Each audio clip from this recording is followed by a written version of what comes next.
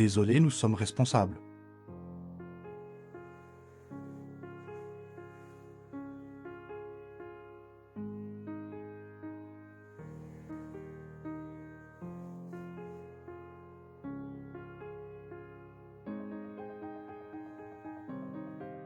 De V pour le peuple et la vérité citoyenne, citoyen.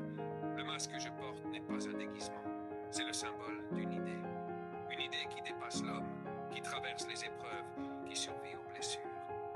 Aujourd'hui, je prends la parole non seulement pour rappeler l'importance de la justice et de la liberté, mais aussi pour dénoncer ce qui ne peut rester sous silence, la mort de GP. Ce départ est déjà une douleur, mais ajouter l'insulte à la peine, dire à une mère qu'elle aurait mal éduqué son enfant est un scandale et une ignominie. Une atteinte à la dignité, une blessure faite à l'amour maternel qui n'a pas à être jugée ni salie. Je m'indigne et je le fais publiquement.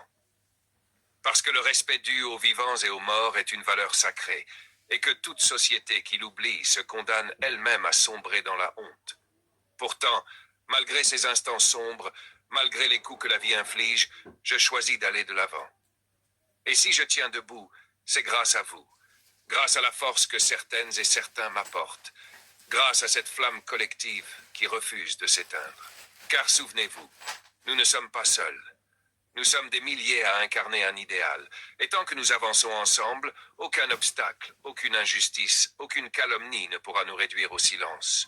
Je suis V, et je ne suis qu'un visage parmi d'autres.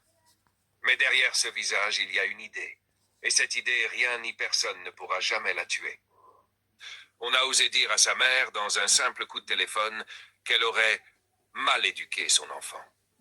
On a osé se moquer de son identité, jusqu'à ridiculiser ses papiers en lançant cette phrase « Il a disparu, il ne reste que l'offre ». Ce n'est pas seulement un manque de respect, c'est un mépris profond, une atteinte à la dignité des morts et à la douleur des vivants. Et cela, jamais nous ne devons l'accepter. Car déjà, nous savons que ces propos ne surgissent pas du néant. Ils trouvent écho, amplifiés par certains qui commentent, qui ajoutent, qui poussent à faire comme si, à faire comme ça. Dans ce grand théâtre numérique qu'est Internet, beaucoup oublient qu'au bout de l'écran, il y a des cœurs, des familles, des vies. Et nous, qui faisons partie de cet univers de l'invisible, de l'inconnu, de ce que certains appellent les anonymes, nous observons. Nous voyons les fils s'entremêler. Nous voyons l'inconscient collectif se modeler, manipulé par des gestes, des mots, des provocations. Rappelez que certaines choses ne se font pas, ni par dignité, ni par respect, ni par humanité. Car sinon, que reste-t-il? Une momosité, une banalisation du pire, une société où l'on rit de la mort, où l'on salit une mère, où l'on joue avec l'âme d'un disparu. Non, nous refusons cela. Oui, moi aussi, je traverse des moments difficiles. Oui, le poids de ces injustices pèse sur mes épaules. Mais je choisis de me relever encore et encore. Et si je peux continuer à avancer, c'est grâce à vous. Grâce à celles et ceux qui me soutiennent, qui m'apportent de la force, qui incarnent le meilleur de ce que l'humain peut offrir. Nous sommes isolés. Nous sommes une idée partagée.